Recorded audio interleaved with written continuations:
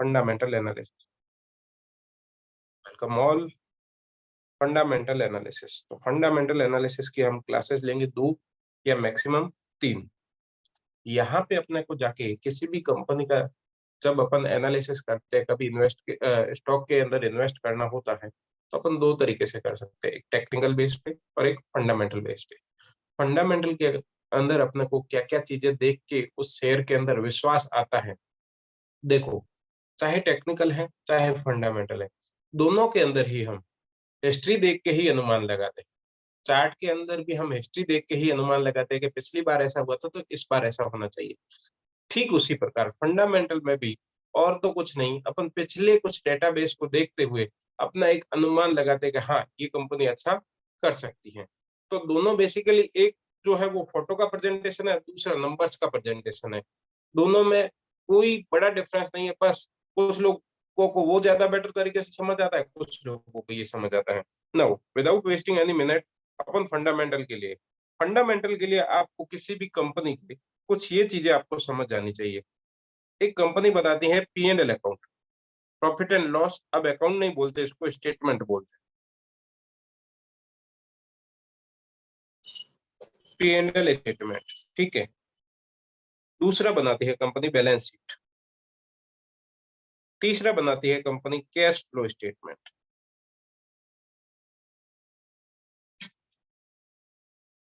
Recently पहले older time में इसको ज्यादा फोकस किया जाता था, बट नाउ अ डेज इस पे बहुत ज्यादा फोकस किया जाने लगा है।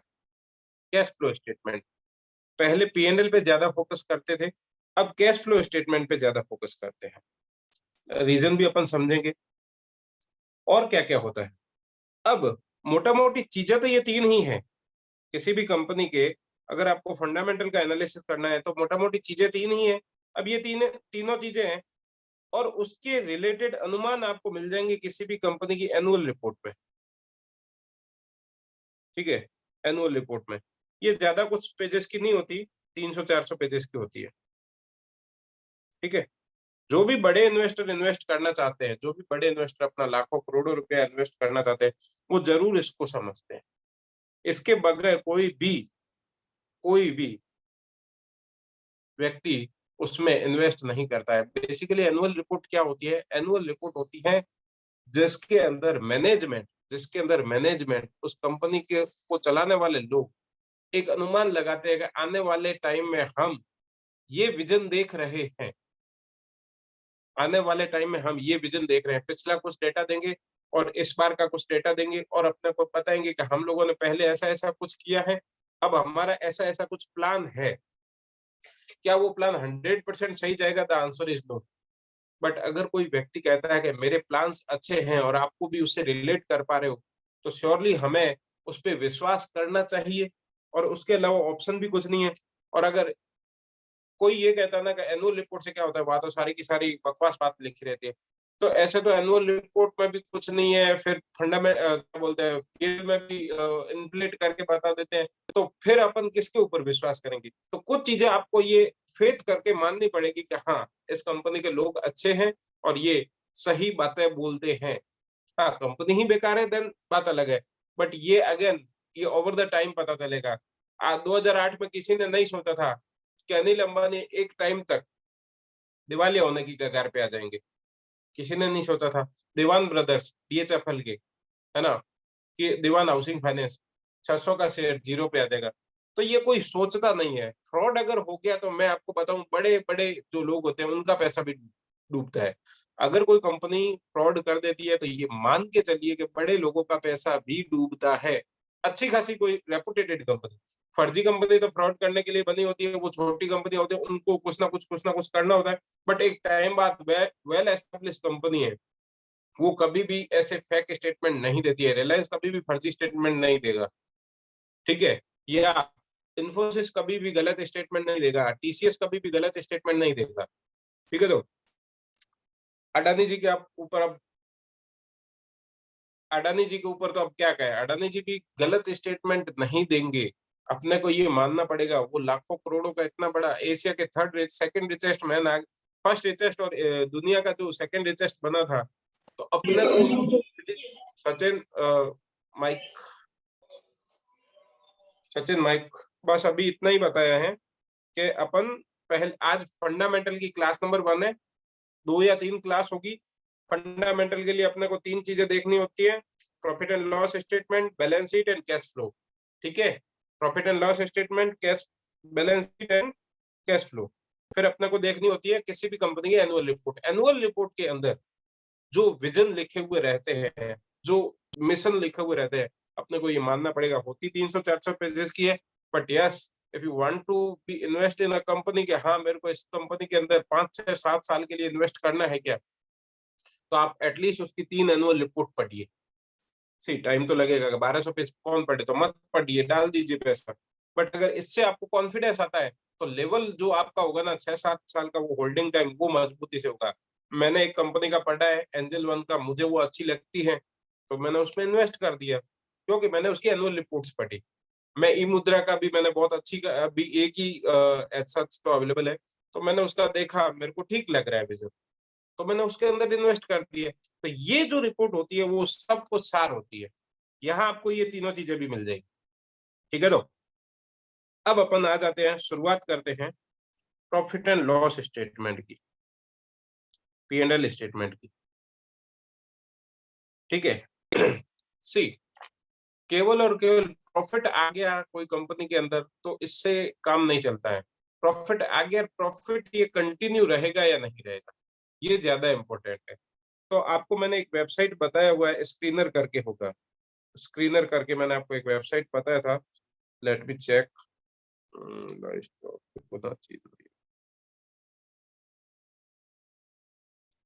स्क्रीनर देखो, ये एक अच्छा वेबसाइट है, मेरे को ठीक लगता है, इसके अंदर मैं लॉगिन कर लेता हूँ, नहीं तो ये बार बार दिक्कत देगा मेरे को।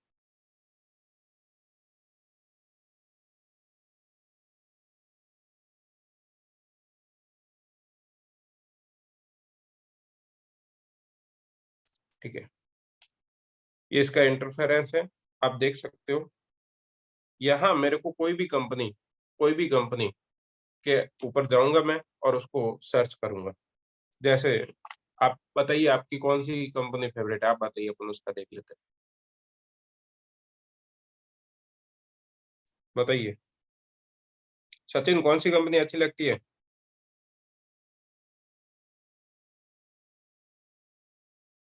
मेरे को ये बैंक अच्छा लगता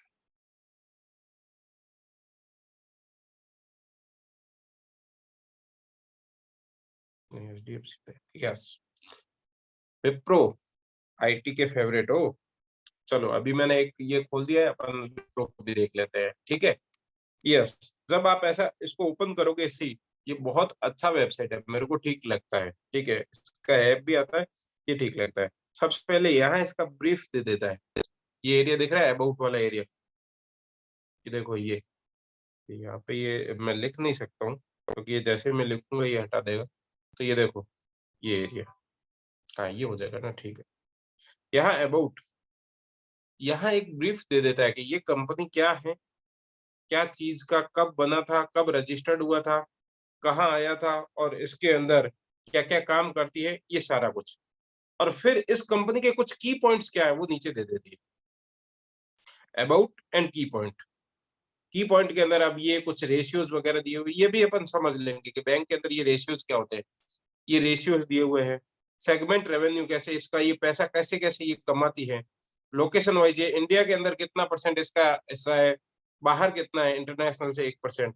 अब ये इंटरनेशनल में धीरे धीरे जा रही है, तो ये कहाँ बरहीन, हांगकांग, यूएई, केन्या, यहाँ इन्होंने धीरे धीरे एनआरआई क्लाइंट को सर्विसेज देना चालू किया है।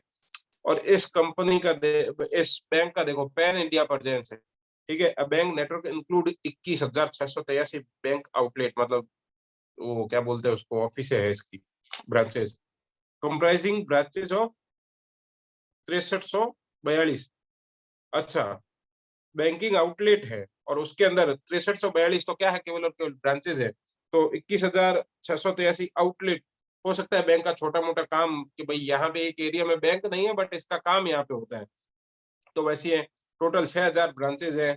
बिजनेस कॉरेस्पोंडेंट, बीसी बोलते हैं जिसको, ये कौन लोग होते हैं, जैसे एक व्यक्ति है, हर काम बैंक खुद अपने एम्प्लॉय से नहीं करवा सकती। कुछ बैंक चाहते हैं कि कुछ यार बाहर से आप लोग हैं, वो हमारे लिए बिज़नेस लाके दे दें हमें, हम उसको कमीशन दे देंगे। उसको बोलते हैं बीसीज़, बिज़नेस कॉरेस्पोंडेंट, ठीक है? एटीएम की मशीनें इसकी 18,130 है और ये इंडिया के अंदर इतनी सारी, ये 2022 तक का रिपोर्ट है। लोन इन्होंने किन-किन को दिया हुआ है, ठीक है? तो आप देख सकते हो, लोन रिटेल को दिया हुआ है 39%, सीआरबी को दिया हुआ है 35%, होलसेल दिया हुआ है 26%।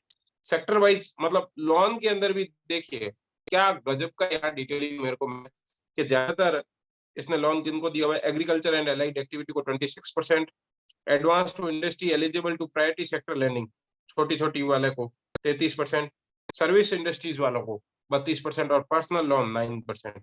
सो अच्छा खासा ब्रेकअप भी है इसमें। पेमेंट बिजनेस के अंदर लीडरशिप है, लीडरशिप भाई HDFC is the second largest collector of direct taxes, ठीक है?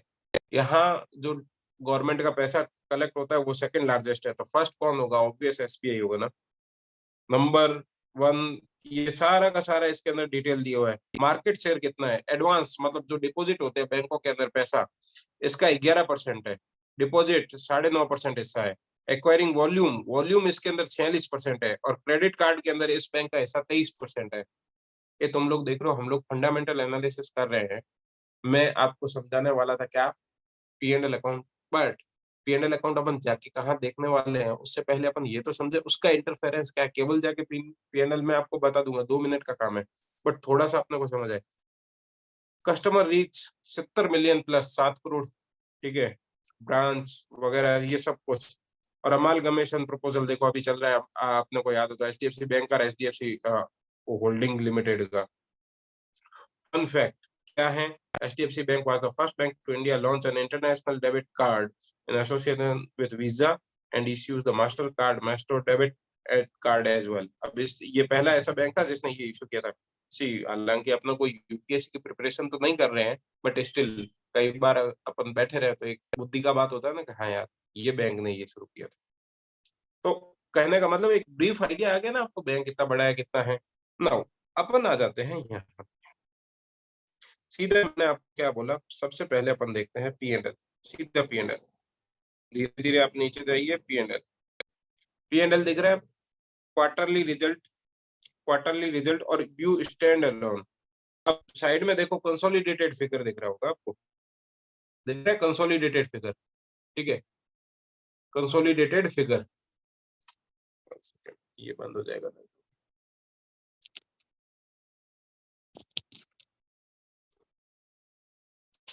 शुरू। हाँ, कंसोलिडेटेड फिगर। चलो अब अपन इसके पी&एल का एनालिसिस करते हैं। भाई देखो पी&एल के अंदर तो क्या है, ये दिसंबर 2022 का पी&एल अगर अपन लास्ट वाला देखो सबसे एंड में यहाँ पे वो कहीं होगा 2022 का, अगर अपन देखें पी&एल, हमेशा कंसोलिडेटेड ही देखिए क्योंकि उसके अंदर पूरा का पूरा आता है। हमेशा कंसोलिडेटेड देखिए, उसके अंदर पूरा का पूरा आता है। अगर मैं 2022 के अंदर सबसे एंड में 2022 के अंदर इसने रेवेन्यू कितना जनरेट किया, 45,000 करोड़ का। 45,000 करोड़ का रेवेन्यू मतलब सेल्स। और उसमें से इसका खर्चा, इंटरेस्ट का खर्चा है। इंटरेस्ट क्यों? क्योंकि बैंक का इनकम भी तो इंटरेस्ट ही होता है, तो वही उसका एक्सपेंस भी होगा। और एक्सपेंस कितना हुआ फिर? 16,000। तो ये तीनों चीजें लेस हो गई, रेवेन्यू में से ये लेस हो गए 20,000 और 16,000, तो समथिंग ऐसा कुछ आ गया 7,815 करोड़ इस बैंक ने फाइनेंशियल प्रॉफिट कमाया। तो ये 17% है। किसका 17% है? 45,000 करोड़। किसका? तो 17% है 45,000 करोड़ का। फिर इसने कुछ अदर इनकम कमाई। अदर इनकम के ऊपर अपन टिक करें तो अपने को पता चलेगा क्या चीज का है अदर इनकम। नॉर्मल वाली, नॉर्मल वाली देखो, ये जो वेबसाइट है ना ये इतना डिटेलिंग नहीं देती है, तो इसके लिए अपन पी&एल को और ज्यादा डिटेल में एनालिसिस करने जाएंगे। बट यहाँ मोटा मोटी आइडिया तो लेना सीखे कि हाँ 17% ये कर रहा है, फिर 9121 रुपए प्रॉफिट कमाया। एक सेकेंड, अदर इनकम सॉरी, ये तो अदर इनकम और ये 7800 दोनों जोड़ के 16,936 हुआ। देख लेना टोटल करके यही आएगा। अब टैक्स का रेट है 25%, वो लेस कर दिया तो 12,735 करोड़ रुपए इस बैंक ने कमाए। और देखा जाए तो पर शेयर 22 रुपए कमाए, 22 रुपए 77 पैसे क्वार्टरली है, मतलब 3 महीनों के अंदर ये बैंक कितना रुपए कमा रहा है? 22 रुपए कमा रहा है पर शेयर होल्डर के लिए। तो 12 महीनों में ये कितना कमाएगा? 22 × 4 अगर मैं करूँ, 12 महीनों में 22 × 4 करूँ तो अप्रोक्सीमेटली इक्वल टू 88 रुपए कमाता है एक शेयर के पीछे। एक शेयर होल्डर को वो 88 रुपए कमा के देता है, उसी को ही तो अपन बोलते हैं ईपीएस, अर्निंग पर शेयर। एक शेयर के ऊपर एक क्वार्टर में 22 रुपए कमा रहा है या 23 रुपए कमा रहा है रफली, तो 4 क्वार्टर के अंदर कितना कमाएगा? 92 रुपए। नाउ ये तो हुआ एक रफ आइडिया। सर हमें तो बस ये बताइए, ये तो हमें भी आता है, अब इसको एनालिसिस कैसे किया जाता है? Let's understand. जस्ट अपन जब कंपेयर करने बैठते हैं, कभी भी किसी चीज को कंपेयर करने बैठते हैं, तो हमेशा ध्यान रखें, हाथी की तुलना हाथी से कीजिए। हाथी की तुलना किससे कीजिए? हाथी से कीजिए, घोड़े से मत कीजिए। क्योंकि अगर हाथी की तुलना घोड़े से करोगे तो दिक्कत होने वाली है। कैसे? आप अगर एनालिसिस करने बैठते हो तो दो तरीके से वैसे एनालिसिस होता है। हाथी की तुलना हाथी से भी करनी है और घोड़े से भी करनी है। यहाँ दोनों चीज है। ए भाई, यहाँ दोनों चीज है। बट कितनी, कहाँ, कैसे करनी है वो अंडरस्टैंड करते हैं। सबसे पहले पिछला क्वार्टर, जस्ट पिछला क्वार्टर 40,930, 40,930 करोड़ का सेल्स किया था। इस बार कितना किया? 45। मीन्स रेवेन्यू तो बढ़ा है इसका, इस कंपनी का रेवेन्यू तो बढ़ा है। अब नीचे आए और देखें रेवेन्यू कितना बढ़ा है। अप्रोक्सीमेटली अगर मैं कहूं तो 10 तो परसेंट बढ़ा है। 41,000 का 45,000 करोड़ हुआ है, 10% का रेवेन्यू का इंक्रीज हुआ है। यस और no? At the same time क्या एक्सपेंस भी बढ़ा है? यस। और एक्सपेंस भी कितना बढ़ा है? 10% से बढ़ा है। 18,311 करोड़ खर्चा था और फिर 20,505 करोड़ हो गया। रेवेन्यू भी बढ़ा, उसी रेशियो में ही, ए भाई ध्यान देना, उसी रेशियो में ही क्या बढ़ा? एक्सपेंस भी बढ़ा है।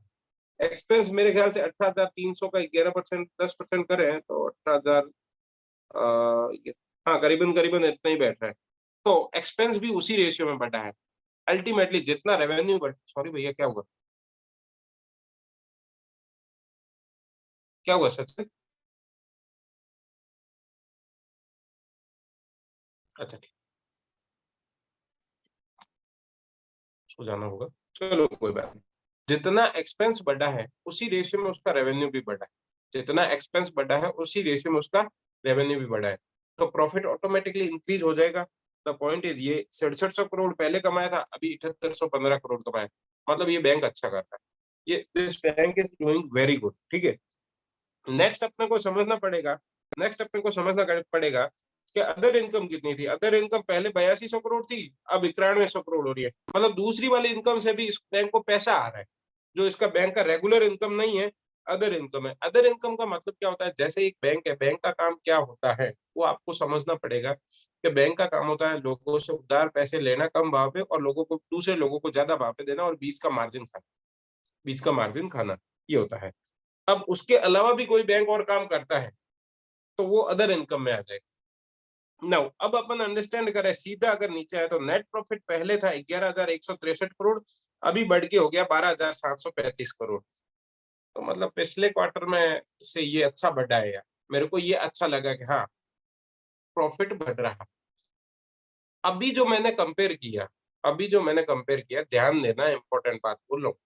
सितंबर टू दिसंबर किया। क्या ये हाथी की कंपैरिजन हाथी से थी? The answer is no. ये हाथी की कंपैरिजन घोड़े से थी। कैसे थी?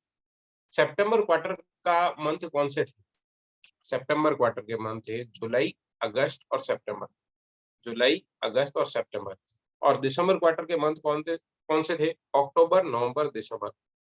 मुझे आप एक ध्यान से बात बताइए, अक्टूबर, नवंबर, दिसंबर के अंदर दिवाली आती है? The answer is yes. The answer is yes. तो उस समय लोग बहुत ज्यादा चीजें खरीदते हैं। उस समय लोग बहुत ज्यादा चीजें खरीदते हैं। अपने को बेसिकली कंपेयर किस महीने से करना चाहिए था? इस साल का दिसंबर से पिछले साल के दिसंबर को। क्योंकि वो सिनेरियो जो उन 3 महीनों में रहता है वही तो अपने को समझना है। अगर वो नहीं है तब तो गड़बड़ है। अगर पिछले साल भी यही सिचुएशन थी तो अपन ने कितना ग्रो किया, तभी तो अपन एक ट्रू पिक्चर ला पाएंगे। तो नाउ अपन जाके दूसरा वाला चीजें चेक करते हैं, दूसरा चीज चेक करते हैं कि पिछले साल दिसंबर में क्या हुआ। अब पिछले साल दिसंबर ये रहा, दिसंबर 2021, 34,588 करोड़ का, 34,588 करोड़ का सेल्स किया था। और इस बार कितना किया है? 45,000। गजब, बहुत अच्छा। मतलब 30% करीब हाइक, 30% करीब हाइक। और पिछले साल कितना खर्चा था? 15,000 करोड़। ठीक है। उसके सामने खर्चा कितना हुआ है? 20,000 करोड़ का। तो ये भी रफली 33% एक्सपेंस हो गया, 33% हो गया, ठीक है। और पिछले साल 15,000 जो 44 करोड़ का खर्चा था, यहाँ इसने इम्पैक्ट डाल दिया। देखो जो खर्चे थे 15,000 करोड़ के, इंटरेस्ट का एक्सपेंस तो देखो बढ़ा है, इंटरेस्ट का एक्सपेंस तो देखो ये कितना दिसंबर है ना, हाँ 14, सॉरी ये रहा, ये वाला एरिया था ना, सॉरी मैंने वो मार्च वाले पढ़ लिए फिगर। 34,588 करोड़ से 45,000 करोड़, मतलब 30% अप्रोक्सीमेटली इसने इंक्रीज किया रेवेन्यू में। एक्सपेंस में कितना इंक्रीज किया, 14,000 करोड़ से 20,000 करोड़ हो गया। एक्सपेंस में भी अच्छा खासा इंक्रीज किया है, तो ये तो बड़ा प्रॉब्लम वाला एरिया हुआ है देखो। बट इंटरेस्ट जो अदर एक्सपेंसेस थे वो यहाँ केवल 14,000 करोड़ थे और यहाँ 16,000 करोड़, मतलब अदर एक्सपेंसेस 2,000 करोड़ से बढ़ा दिए। और पॉइंट समझिए, अदर एक्सपेंस केवल 2,000 करोड़ से मतलब करीबन करीबन 10 या 15% बढ़े हैं, जबकि रेवेन्यू मेरा कितने से बढ़ा है कि भाई, रेवेन्यू मेरा 33% से बढ़ा है। तो इस साल प्रॉफिट ऑटोमेटिकली ज्यादा आएगा। आप देख सकते हो यहाँ तो प्रॉफिट आया 5441 करोड़, यहाँ है 7800 crore. Now this is the way to identify the things के हाँ, यहाँ एक्सपेंस के अंदर भाई कम एक्सपेंस उस रेशियो में नहीं बढ़ा है, तो बैंक को अल्टीमेटली प्रॉफिट होगा, प्रॉफिट होगा तो किसमें बढ़ेगा, शेयर होल्डर्स में। अब नीचे एक रेशियो दिया हुआ था, एक परसेंटेज फाइनेंसिंग मार्जिन, तो बैंक अपने धंधे से पहले केवल 16% कमा रहा था और इस साल कितना कमा रहा है भाई, 17% कमाया है। इस साल कितना कमाया है, 17% कमाया है। देख लीजिए लास्ट में आपको 17% दिख रहा हो, यहाँ 16% कमा रहा है। तो क्वाइट इम्प्रेसिव। 1% भी अगर 45,000 करोड़ का 1% भी 450 करोड़ रुपए होता है, सही है ना, हाँ 450 करोड़ होता है, तो बहुत बड़ा अमाउंट होता है फिगर। फिर अपन देखें कि पिछले साल वही चीज, अब पिछले साल नेट प्रॉफिट कितना कमाया, 10,616 करोड़ इसी क्वार्टर में, क्योंकि पिछले साल भी दिवाली थी ना। और इस बार कितना कमाया, 12,735 crore. Now this is the things, analysis ऐसे किया जाता है कि हाँ यार इस बार 20% का इंक्रीज आया। पिछले साल जो ईपीएस था 19 रुपए, वो इस बार बढ़ के कितना हुआ, 22 रुपए। This bank is good. कैसे गुड, जस्ट अब मेरे को और एग्जाम और कंपैरिजन करना है, तो मैं दिसंबर से जस्ट पहले वाले और दिसंबर में जाऊंगा, तो मैं देखूंगा पहले कितना कमाया था, 8760 करोड़। उसके बाद 10,616 करोड़, उसके बाद 12,735 करोड़। ये ऐसे अपने को बताता है कि आपको एनालिसिस ऐसे करना चाहिए। आई होप आपको आपको ये समझ आना चालू हो गया होगा कि पीएनएल को देखा कैसे जाता है, पीएनएल को देखा कैसे जाता है। केवल और केवल प्रॉफिट आ गया ज्यादा नहीं, केवल उससे काम मत चलाइए, केवल उससे काम मत चलाइए। देखिए ना, दिसंबर 2020 में जो फाइनेंशियल मार्जिन था वो केवल 12% था, फाइनेंशियल मार्जिन था वो 12% था, ठीक है। जबकि 21 में 16 हुआ और 22 में 17 हुआ, 21 में 16 हुआ और 22 में 17 हुआ। तो ये चीज आपको समझनी पड़ेगी कि हाँ यार अब ये बैंक बहुत अच्छा कर रहा है, इस वजह से एचडीएफसी बैंक को अच्छा कहा जाता है। और एक चीज, एक फ्लो देखिए ईपीएस का, 14, 13 रुपए 99, 13, 28, 12, 62, ठीक है। 12, 62 कब हुआ था, वो लॉकडाउन आया था तब की बात है। फिर 14, 15, 16, 15.5, 14, 23, 16, 19, 18, 17, 20 और 22। This bank is going steady, मतलब एक स्टेडी इनकम दे रहा है। अगर मैं ऐसे मानूं कि दिसंबर 2019 में जो चीज 14 रुपए बैंक कमा के दे रहा था मेरे को, आज कितना दे रहा है, 22 रुपए, तो ऑब्वियस है इसका भाव भी तो बढ़ेगा बैंक का। तो इस बैंक का भाव बढ़ेगा तो आपको पीएनएल देखना आया कि हाँ यार ऐसे देखा जाता है पीएनएल, कि यस अब ये बैंक जो है वो ग्रो कर रहा है। ये हुआ एक सिस्टम। अब मैं, आप देखो, आप ध्यान से देखना, जैसे ही मैं ये कर रहा हूँ ना, ऊपर और ये नीचे, ये स्टैंड अलोन है। स्टैंड अलोन का ज्यादा इतना अपने को इम्पोर्टेंस नहीं देना है, क्योंकि अल्टीमेटली तो बैलेंस जो देखा जाएगा वो कंसोलिडेटेड का ही देखा जाएगा। स्टैंड अलोन और कंसोलिडेटेड में फर्क क्या है, स्टैंड अलोन का मतलब ये समझिए एचडीएफसी बैंक का खुद का कामकाज कितना है। एचडीएफसी बैंक में 50 और कंपनियां तो है, उनको एक्वायर किए हुआ है, तो उनसे रिलेटेड भी काम वो अपनी बैलेंस शीट में सक्षम करेगा, तो वो बोलते हैं कंसोलिडेटेड बैलेंस शीट। तो अपन ने कंसोलिडेटेड बैलेंस शीट के ऊपर ज्यादा फोकस करना है, सॉरी कंसोलिडेटेड पीएनएल के ऊपर ज्यादा फोकस करते हैं रेदर देन सिंगल वाले पे। एक और चीज देखिए, आपको नीचे थोड़े थोड़े हल्के हल्के कलर्स में दिख रहा होगा, रॉ पीडीएफ दिख रहा है, रॉ पीडीएफ। ये क्या है सर, चलो इसके ऊपर क्लिक करते हैं। ये क्लिकेबल है, जैसे ही आप इसके ऊपर क्लिक करोगे ना, जैसे ही आप इसके ऊपर क्लिक करोगे ना, क्या होगा पता है, टेन टेन, ये चीज खुलेगी। इसका रिजल्ट जो इन्होंने एक्सट्रैक्ट किया है, ये अभी एचडीएफसी बैंक ने देखो, ए भाई देख लो 14 जनवरी 2023 को कहाँ पे सबमिट किया है, बीएसई में सबमिट किया है, एनएसई में सबमिट किया है। ये डेटा वो वहीं से ही लाए। तो ये डेटा वो वहीं से ही लाए हैं और ये कौन सा है? Unaudited standalone financial statement. Unaudited standalone financial statement. तो अपने को इसके ऊपर ध्यान देना है। The answer is no. The answer is no. ये ज्यादा इज्जतदार नहीं होते हैं, ये ज्यादा मेरे को ऐसा फील नहीं देते हैं कंफर्टेबल वाला। तो मेरे को किसके ऊपर ध्यान देना है, मेरे को क्या ध्यान देना है?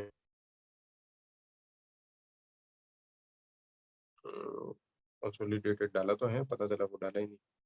ऐसा होना तो नहीं चाहिए, पेनल्टी लग जाती है। Yes, consolidated financial results. ठीक है, तो केवल और केवल अभी अपन क्या देख रहे हैं? पी एंड एल देख रहे हैं। मैंने आपको एक चीज बताई थी, अपन हमेशा हाथी का कंपैरिजन हाथी से करेंगे, हाथी का कंपैरिजन घोड़े से करेंगे। Correct? Let's see. 31 December 2012, just पिछले क्वार्टर में, क्वार्टर कौन सा था? 30/9/2012 नहीं, सॉरी 22, 30/9/2022। और जस्ट पिछले साल का हाथी कौन था? पिछले साल का हाथी कौन था? ध्यान दीजिए, पिछले साल का हाथी था ये। ठीक है, तो ये दोनों तो सिमिलर है और ये हाथी का कंपैरिजन जस्ट के पिछले से कुछ ना कुछ अपन ने अच्छा किया है या नहीं किया है। लेट्स चेक, क्या यही चीजें वहां पे ही पोस्टेड थी? रुपीज इन, यहाँ ध्यान देना, लैक्स में, या रुपीज इन लैक्स के अंदर है। ठीक है, तो टोटल ये देखो, टोटल इनकम 541। यहाँ आपको थोड़ा ध्यान देके पढ़ना पड़ेगा। 541, 22, 84 का 10,000, 10,000, लाख, 10 लाख, 54,12,284 लाख। अब इसको लाख को करोड़ में कैसे करें? दो अगर ये कर दूं तो मैं ये कह सकता हूँ 54,122। यही होगा ना? हाँ, 54,122। ये इसकी टोटल इनकम हो गई। ए भाई 54,122, क्या अपन ने 54,122 कहीं देखी थी क्या? 54,122 देखी थी क्या? लेट्स चेक, देखी थी या नहीं। भाई अगर नहीं है तो तब तो गड़बड़ है। 54,122 अपन ने कहीं पे भी नहीं देखा है। 54,122 अपन ने कहीं पे भी नहीं देखा है। मैं आपको बता देता हूँ, मैं ही बता देता हूँ पहले तो, ताकि आप लोगों को डाउट रहे ही नहीं, क्योंकि था ही नहीं कहीं। तो कैसे आया ये फिगर? थोड़ा सा चेक करें, थोड़ा सा चेक करें। 45,000, सॉरी ये कंसोलिडेटेड है, यहाँ 45,000 करोड़ रुपए लिखे हुए है ना। और फिर तो ये खर्चे लेस करके जोड़ लो, 45,000 करोड़ प्लस 9,121 करोड़ को, दोनों को जोड़ लो। 45 और 9 कितने हो गए? 54,123 करोड़। अप्रोक्सीमेटली 54,123 करोड़ हो रहे हैं। वहां पे भी कितने हो रहे थे? 54,122.84, दैट इज राउंड ऑफ कर दिया जाता है तो 123 करोड़। कैसे हुआ आप समझिए। वहां इस इनकम को अलग से लिखा गया था नीचे, यहाँ इस उस अदर इनकम को अलग से लिखा गया था बस। बाकी 54,122 करोड़, 123 करोड़ इज करेक्ट। अब इसके अंदर थोड़ा डिटेल के अंदर रहता है, यहाँ क्या रहता है? थोड़ा डिटेल के, यहाँ के कर्मचारियों की लागत क्या है, अदर ऑपरेटिंग एक्सपेंसेस क्या है, वो डिटेल में दिया हुआ है। और सारा कुछ बता के लास्ट में इन्होंने भी वही बताया, नेट प्रॉफिट इतना कमाया और उसके बाद तो कुछ रेशियो और ईपीएस निकाल दिए ये 22, है ना। पर शेयर होल्डर कितना आया? आप अगर पी&एल के अंदर और कुछ तो ही नहीं देखे, और कुछ तो ही नहीं देखे, बस ईपीएस कितना ज्यादा आ रहा है हर पिछले बार के मुकाबले। पिछले साल यही चीज 19.12 थी, इस बार बढ़ के कितनी हो गई है उस टाइम पीरियड में? 22.78। इट्स गुड, इट्स गुड, अच्छा है ना ये तो। और जस्ट पिछले क्वार्टर 20 थी, जस्ट पिछले क्वार्टर 20 थी, वहां से बढ़ के 22.78 हुई। Again it's good, again it's very good. ठीक है, अब एक और चीज देखिए, आपको देख रहा होगा डाइल्यूटेड ईपीएस।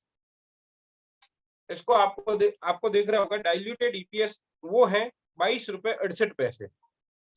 कोई भी कंपनी, कोई भी कंपनी जिसका डाइल्यूटेड ईपीएस और बेसिक ईपीएस में बहुत ज्यादा डिफरेंस, थोड़ा माइनर, थोड़ा मोड़ा डिफरेंस होना तो चलता है, तो वो अच्छा कहा जाता है। अब डाइल्यूटेड ईपीएस क्या होता है, इसके लिए आपको जाके सीखना पड़ेगा थोड़ा बहुत कंपनी के अकाउंट्स। तो आपके कंपनी के अकाउंट ज्यादा सीखने की जरूरत नहीं है, अपन तो केवल एनालिसिस करने बैठे। डाइल्यूटेड ईपीएस का मतलब ये होता है कुछ शेयर्स अभी तक कंपनी ने इशू किए नहीं है, भविष्य में वो शेयर इशू हो जाएंगे, तो वो पार्टिसिपेशन ज्यादा लेंगे, तो नंबर ऑफ शेयर प्रॉफिट में ज्यादा बढ़ जाए, प्रॉफिट जो है वो ज्यादा नंबर ऑफ शेयर में बटेगा। तो एक के हिस्से में पहले ये समझिए कि एक कंपनी है, उसने 110 रुपए कमाए, एक कंपनी है उसके अंदर 110 रुपए कमाए, ठीक है, और टोटल तो उसके अंदर 10 शेयर होल्डर है। कितने शेयर होल्डर है? 10 शेयर होल्डर है।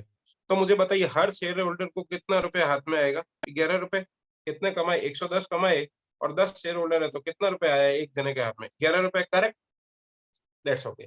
अब मैं आपको एक लाइन बोल रहा हूँ, ध्यान से सुनना। वहां पे एक व्यक्ति ऐसा है, उस कंपनी के अंदर एक व्यक्ति ऐसा है जो भविष्य में हमारा शेयर होल्डर बनेगा कुछ पैसा देके। तो उस समय अगर कंपनी 110 रुपए कमाएगी, तो अब वो कितने जन्म बटेगा? 11 रुपए में। नाउ ये कितना हो गया? 10 रुपए। बस मेरे को आपको यही समझाना है। ये मेरा बेसिक ईपीएस है, ये मेरा बेसिक ईपीएस है, और ये मेरा डाइल्यूटेड ईपीएस है। ये मेरा डाइल्यूटेड ईपीएस है। तो अपने को इसके ऊपर ज्यादा फोकस करना चाहिए, बेसिक ईपीएस के ऊपर। अगर इन दोनों में ज्यादा डिफरेंस नहीं है, तो वो कंपनी अच्छी गई जाती है। थोड़ा मोड़ा तो रहेगा, थोड़ा मोड़ा तो रहेगा। ठीक है, ठीक है। तो ये कंपनी का आपको मेरे ख्याल से पीएनएल देखना आ गया होगा, एनालिसिस करना आ गया होगा। पीएनएल को कैसे अपन जाके चेक कर सकते हैं, पीएनएल को कैसे जाके अपन चेक कर सकते हैं। तो अपन ने एक पीएनएल देखा, पीएनएल देखा और अपने समझ जा कि पीएनएल के अंदर अपने को ईपीएस वगैरह देखना रहता है, और उसके अंदर रेवेन्यू का ग्रोथ देखना रहता है, वो सारा कुछ देखना रहता है। तो क्या केवल इतने से काम हो जाता है? The answer is 80% yes. कुछ थोड़ा और देखना पड़ता है, कुछ थोड़ा और देखना पड़ता है।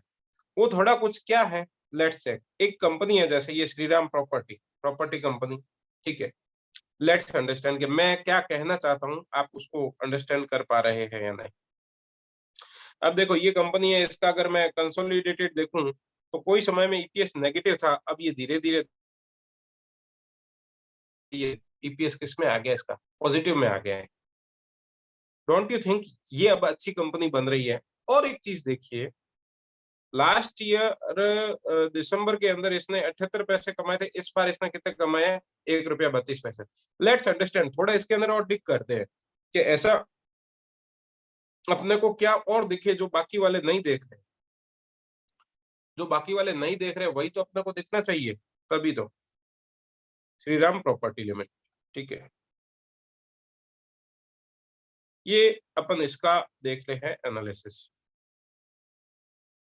लास्ट ईयर इसका 31 दिसंबर में revenue from operation in millions है, मिलियंस का मतलब हो गया 52 करोड़ रुपए। मिलियंस का मतलब यही हो गया 52 करोड़ रुपए। और ये इसका कितना हुआ?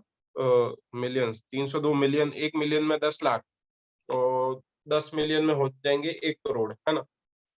10 मिलियन में हो जाएंगे 1 करोड़, और 100 मिलियन में हो जाएंगे 10 करोड़। यस। तो यहाँ इसने 30 करोड़ का बिजनेस किया। ये आपको ध्यान रखना पड़ेगा, ये आपको ध्यान रखना पड़ेगा थोड़ा। तो इस कंपनी ने पिछले साल साल जो टोटल सेल्स की वो 74 करोड़ की। इस बार कितने करोड़ की? 82 करोड़ की। इस बार कितने करोड़ की? 82 करोड़ की। रेवेन्यू का ग्रोथ है, रेवेन्यू का ग्रोथ है, बट रेवेन्यू फ्रॉम ऑपरेशन से नहीं है। इस बार ग्रोथ जो था वो अदर इनकम में था। वो किस में था? अदर इनकम में था। तो दिस इज ठीक है, कंसर्न है कि इसकी खुद का जो मेन काम है उससे नहीं है, मेन काम है इनका प्रॉपर्टी को सेल करने का। अब मैं देखूं तो एक्सपेंस पिछले साल था 880 करोड़, और इस बार हुआ 47 करोड़। इस बार हुआ 47 करोड़, पिछली बार कितना था? 80 करोड़। ए भाई, ध्यान दीजिए।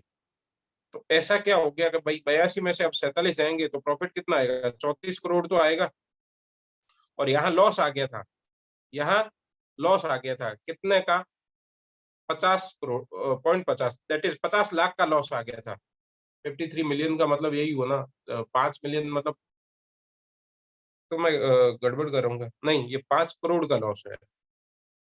तो 53 मिलियन का मतलब हो गया 5 करोड़ का, 53 मिलियन मतलब 5 करोड़ 30 लाख का लॉस। ठीक है, बट यहाँ कितना कमाया इसने? यहाँ कितना कमाया? 53 मिलियन का मतलब कितना होता है? एक बार का मैं कंफ्यूज गलत तो नहीं हो रहा हूँ? 53 मिलियन का मतलब यही होता है ना?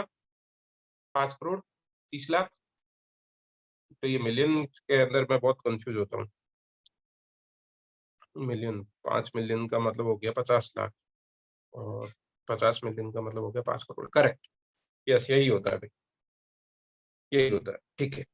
तो यहाँ जहाँ इसने 5 करोड़ का लॉस किया था, इस कंपनी ने जहाँ 5 करोड़ का लॉस किया था, वहां सामने इसने क्या किया है? 34 करोड़ का प्रॉफिट किया है।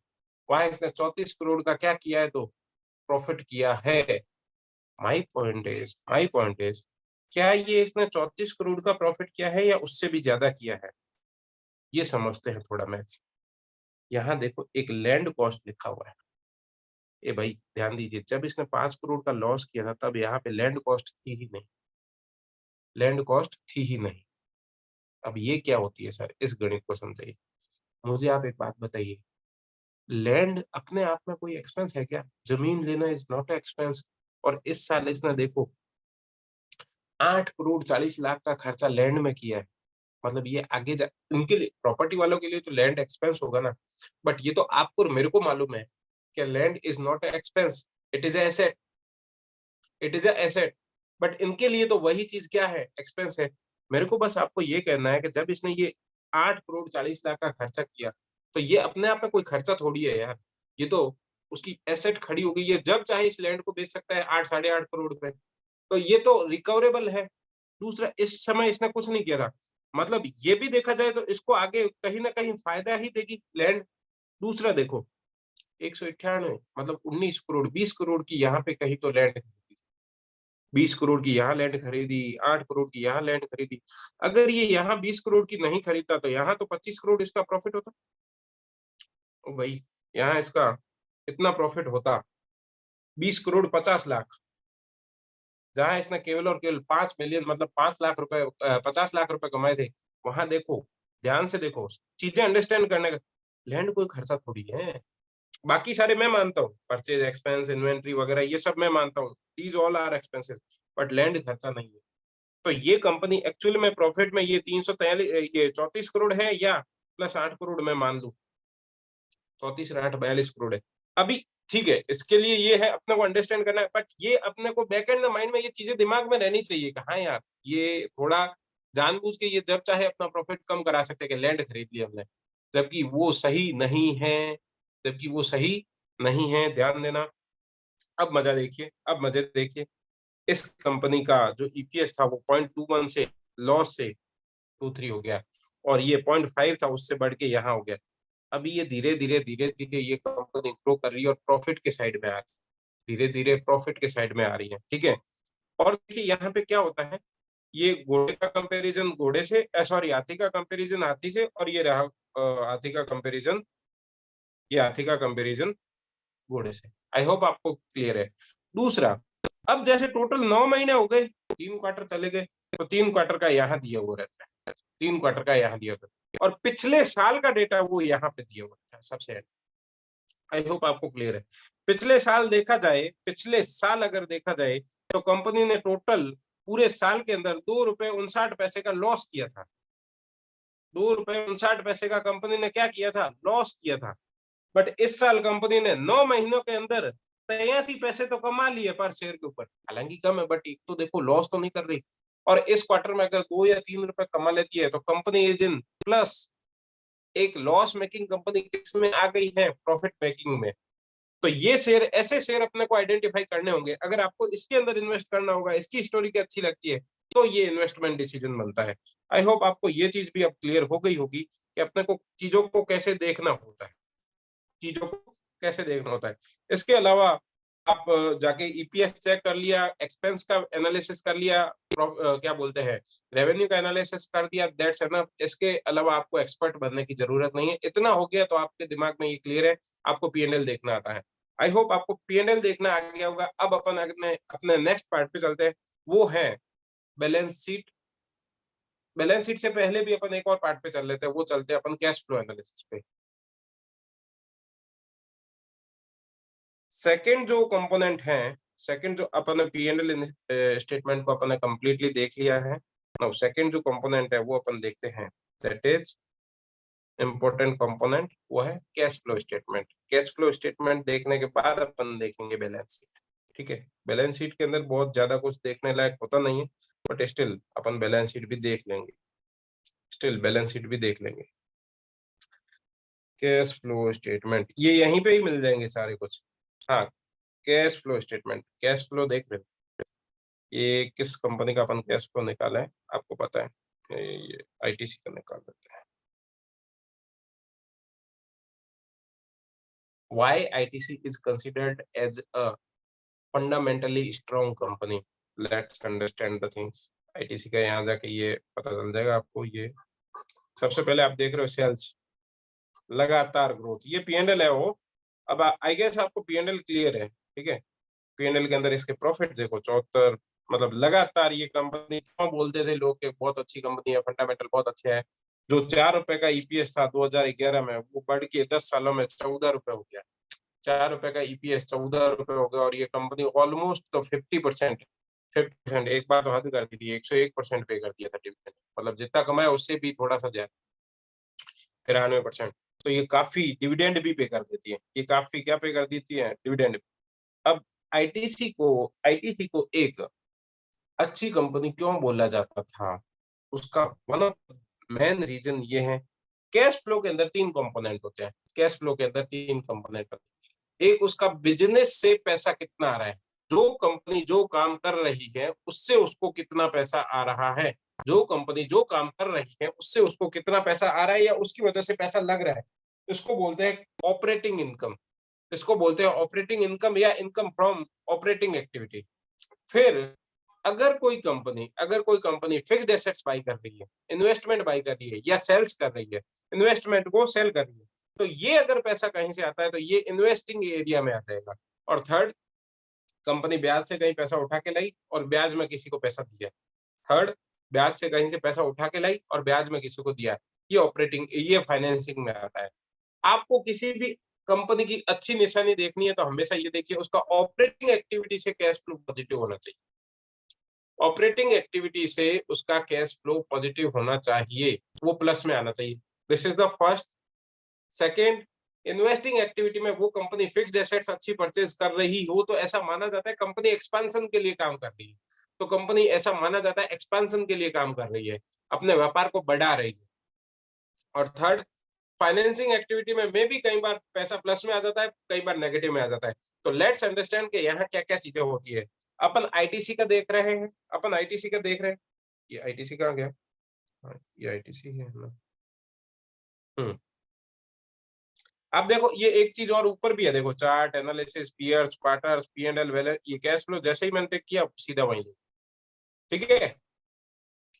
ऑपरेटिंग एक्टिविटी, ऑपरेटिंग एक्टिविटी से यहाँ आपको ज्यादा कुछ तो समझ आएगा भी नहीं कि रेवेन्यू फ्रॉम क्या बोलते हैं ऑपरेशंस, ये सारा सारा अगर मैं करूँ, ये किसका है, ये नहीं, कैश फ्लो इसका है ही नहीं, ये दूसरी, ये श्रीराम प्रॉपर्टी खुल गया। अभी मैं सोचू 215 करोड़ में तो आईटीसी के कुछ सिंह पगार भी नहीं लगे। यस, ये कैश,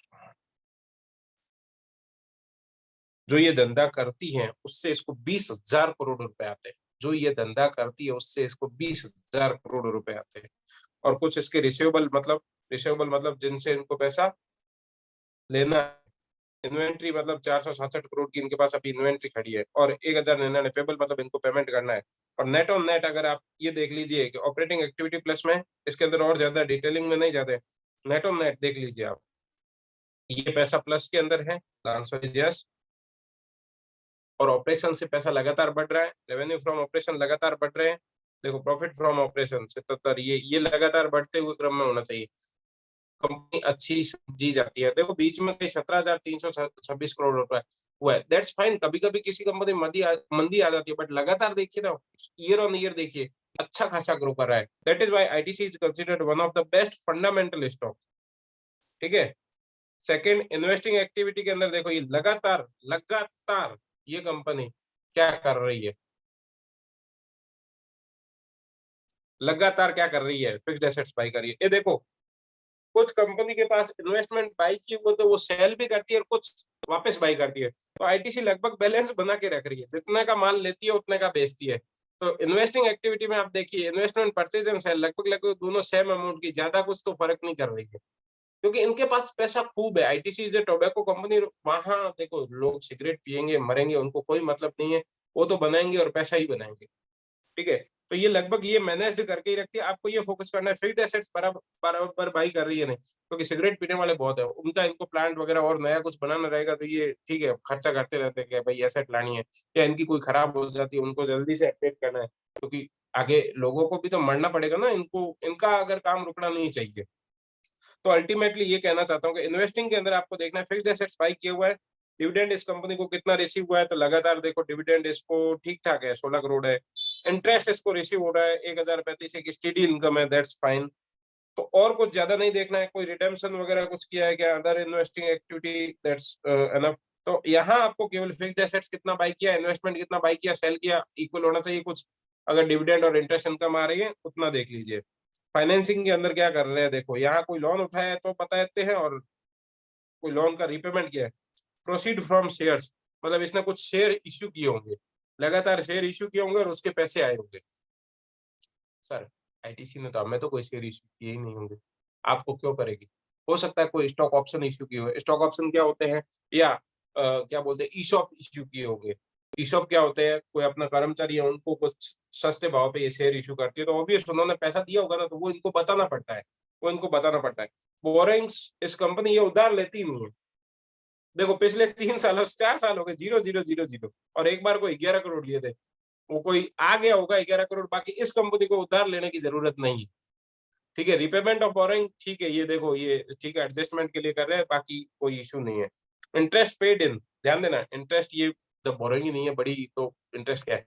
सबसे ज़्यादा ये कंपनी आपको मालूम हो तो ये पे करती है डिविडेंड। देखो ना, इस साल न पिछले साल 13,000 करोड़ का डिविडेंड पे किए, 13,788। ये छोटी-मोटी कंपनियाँ बिक जाए, 2, 4, 5 कंपनियाँ इसके अंदर बिक जाए, मैं आपको बताऊँ, है ना? 2 कंपनियाँ तो आराम से बिक जाए। लेटेंट व्यू करके एक कंपनी है 7,000 करोड़ की है, उसके डबल का मार्केट कैप, उसके मार्केट कैप के डबल का तो इसने क्या पे कर दिया डिविडेंड के, ले जा लोगों को, ठीक है? सो कहने का मतलब ये है कि ये डिविडेंड अच्छा पे करती है, इससे आपको पता चलेगा कि रेगुलरिटी है या नहीं है इस कंपनी।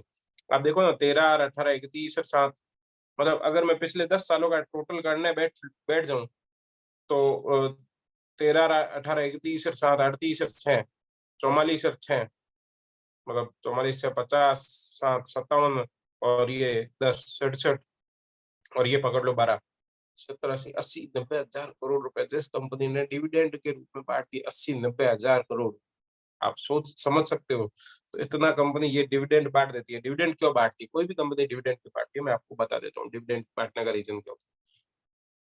फर्स्ट, उस कंपनी के पास इतना पैसा है कि अब उसको और कहीं से उधार लाने की ज़रूरत नहीं है। सेकंड, उसको लगता है हम लोगों को जितना करना होता है हम लोग कर लेते हैं, उसके बाद भी हमारे पास पैसा बच जाता है।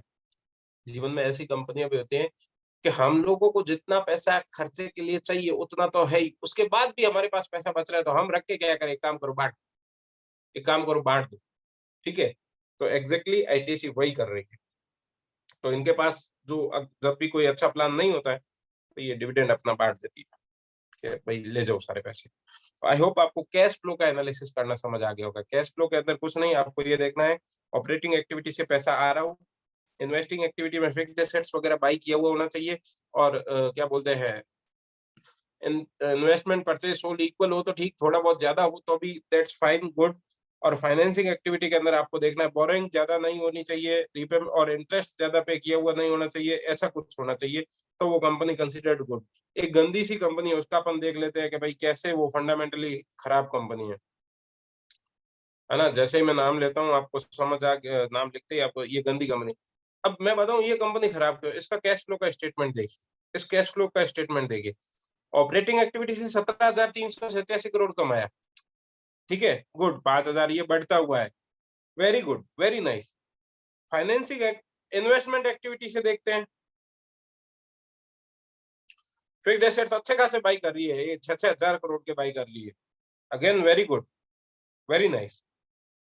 दोनों बढ़िया है। फाइनेंसिंग एक्टिविटी के अंदर जाके देखो, ब्याज कितना पे कर रही है कंपनी, औकात के बाहर।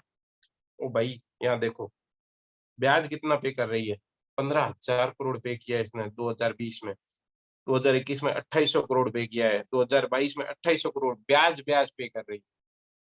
और नेट नेट इनका कैश फ्लो नेगेटिव में है। इस बार कोई पॉजिटिव में, पिछले साल पॉजिटिव में आ गया था, बट इस कंपनी के अंदर दिक्कत यही है, इस कंपनी के अंदर दिक्कत यही है, ये लगातार लगातार क्या पे कर रही है, इंटरेस्ट बहुत ज्यादा पे कर रही है। ये चीज आपको कहाँ पे दिख जाएगी? ये चीज पता है आपको? प्रॉफिट एंड लॉस में भी तो दिख जाएगी। देखो इंटरेस्ट कोई समय में 2011 में ये 524 करोड़ पे कर रही थी, अभी ये औकात के बाहर 23,000 करोड़ रुपए इंटरेस्ट का पे कर रही है, जबकि इसका सेल्स है 41,000 करोड़। अगर मैं 38,000 करोड़ मानूं, ये तो टीटीएम में आ गया, मार्च 2022 तक अगर मैं मानूं, इसका 38,000 करोड़ था, ठीक है। और इस बार इसने 38,000 करोड़ में से ध्यान देना 20,000 करोड़ तो केवल और केवल क्या क्या है, ब्याज ब्याज है। तो ये कंपनी कब उठेगी, आई डोंट नो। आपको क्या लगता है वो आप देखिए, ये कंपनी कब उठेगी, भाव कब इसके बढ़ेंगे? मुझे तो लगता ही नहीं है कि अब इसके कभी भाव बढ़ने लायक है, ठीक है। फिर भी स्टिल कई लोग बाई करते हैं, दैट्स उनका वो सोच है कि भाई थोड़ा यस ये क्या बोलते हैं, आइडिया ले लेते हैं, ठीक है। तो आइडिया का आपको समझ आएगा, आइडिया समझ आ गया क्या होता है। आई होप आपको ये भी क्लियर हो गया होगा कि आपको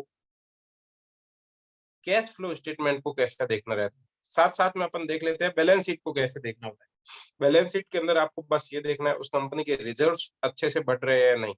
अब आइडिया कंपनी है, आइडिया को खराब क्यों बोला जाता है? सिंपल, सरस, सीधा सीधा देख लेते हैं कि रिजर्व्स कोई समय में 9,000 करोड़ के थे, 97 हुए, 10,000 हुए, 13,000 हुए, 19,000 हुए, 19,000 हुए, 21,000 हुए, 22,000, वेरी गुड, वेरी गुड।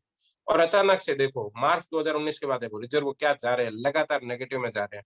ए भाई रिजर्व के लगातार नेगेटिव में जा रहे हैं। उस कंपनी के अंदर बोरिंग्स क्या हो रही है? बोरिंग्स 2011 में जिस कंपनी के पास 12,000 करोड़ की थी, अब इस कंपनी के पास कितनी बोरिंग्स है? 2,48,000 करोड़ की। मैं ये मना नहीं कर रहा हूँ कि इसके सामने इसकी एसेट नहीं है, मैं ये मना नहीं कर रहा हूँ, बट माई पॉइंट इज एक 2,48,000 करोड़ की क्या है इनके पास, बोरिंग्स है, उधारी। और जबकि जबकि इस कंपनी का मार्केट कैप ही कितना है, 33,000 करोड़ का। मतलब कल कोई इनके सारे शेयर बेच कर अगर इनको पैसे देने हो तो मेरे ख्याल से ये नहीं होता है। हालांकि ये प्रैक्टिकली चीज मैं जो बोल रहा हूँ वो सही नहीं है, बट मैं जस्ट आपको एग्जांपल आइडिया दे रहा हूँ। 2,48,000 करोड़ की यार ये बोरोइंग करके बैठे हैं। अभी इनका डेट कुछ रिस्ट्रक्चर हुआ है, गवर्नमेंट ने इस बोरोइंग को कन्वर्ट करके इक्विटी में कन्वर्ट कर दिया है, तो उसका इम्प्लीकेशन क्या होगा वो अपन अलग सीखेंगे। माई पॉइंट इज अभी आपको केवल बैलेंस शीट समझ आना चाहिए, बैलेंस शीट के अंदर आपको रिजर्व समझ आना चाहिए और बोरोइंग्स, दो चीज देख लो, दैट्स एनफ, आपको आइडिया आ जाएगा कोई कंपनी अच्छा है या बुरा। सर तो अच्छे कंपनी का एग्जांपल दीजिए, अच्छी कंपनी आप बताइए ना, कौन सा? ये लो इन्फोसिस ले लेते हैं, your favourite company. Why Infosys is good? Why Infosys is good? तो चलो सीधा सीधा पहले जाके, अब फास्ट आना चाहिए आपके दिमाग के अंदर। ईपीएस कोई समय में 10 था, आज 15 हो रहा है, मतलब that's a very good company, लगातार बढ़ रहा है, ठीक है। सेल्स लगातार ग्रो हो रही है, ऑपरेटिंग प्रॉफिट अच्छा जा रहा है, ठीक है। अब इस कंपनी के अंदर ऊपर क्या क्या बोलते हैं, वो जाके चेक कर लेते हैं। बोरिंग्स देखिए, बैलेंस शीट के अंदर बोरिंग्स कुछ सालों तक तो थी नहीं, 2019 तक तो थी नहीं, और 2021-22 के बाद भी लिए तो बोरिंग्स कितने की है भाई? 7,000 करोड़ की ओनली बोरिंग्स है, 7,700 करोड़ की। मैं आपको बता दूं, कंपनी है 6,13,000 करोड़ की, 6,13,000, मतलब कंपनी गजब साउंड है, और मात्र 7,000 करोड़ की। बड़ी जो कंपनी होती है ना, बड़ी जो कंपनी होती है ना, उसके अंदर छोटा-मोटा बोरिंग चलेगा, छोटा थोड़ा-सा बोरिंग हो तो चलेगा। कोई छोटी कंपनी है उसके अंदर अगर बोरिंग है तो ये पैरामीटर नहीं होता है कि वो खराब है, क्योंकि देखो छोटी कंपनी को ग्रो करने के लिए पैसा चाहिए होता है। छोटी कंपनी को ग्रो करने के लिए पैसा चाहिए होता है, तो वो उधार लेते हैं, तो वो उधार लेते हैं। ये आपको थोड़ा समझना पड़ेगा। किसी छोटी कंपनी का जाके एनालिसिस कर रहे हो कि इसकी तो बोरिंग अभी से बहुत ज्यादा है, अरे भाई समझो वो अपनी इक्विटी डाइल्यूट नहीं करना चाहते। आप शार्क टैंक देखते होंगे, कई बार वो इक्विटी डाइल्यूशन के ऊपर बहुत ज़्यादा अभी चर्चा होती है, कि हम अपनी इक्विटी ज़्यादा डाइल्यूट नहीं करना चाहते हैं। Reason is simple, debt is cheap source of money, ठीक है? तो ये 7,700 crore is not a bad, मतलब इस इतना खराब नहीं है। इसका आप cash flow, balance sheet, reserve देखिए, सब 25,000 करोड़ से 72,000 करोड़ हो गए। कंटीन्यूअसली अपडेट में जा रहे हैं, ठीक है? और ऑपरेटिंग एक्टिविटी से देख लीजिए, 23,000। इन्वेस्टिंग एक्टिविटी लगातार ये बाइंग कर रही होगी, फिक्स्ड एसेट इन्वेस्टमेंट देख लीजिए, सेम एक रेंज के अंदर ही चल रहा है। इन्वेस्टमेंट उसी रेंज के अंदर ही चल रहा है, और नेट कैश फ्लो इनका इस बार नेगेटिव आया है। ये नेगेटिव क्यों आ गया? Let's check. अच्छा, फाइनेंसिंग एक्टिविटी में इन्होंने कुछ किया है 24,000 करोड़ का। ओ,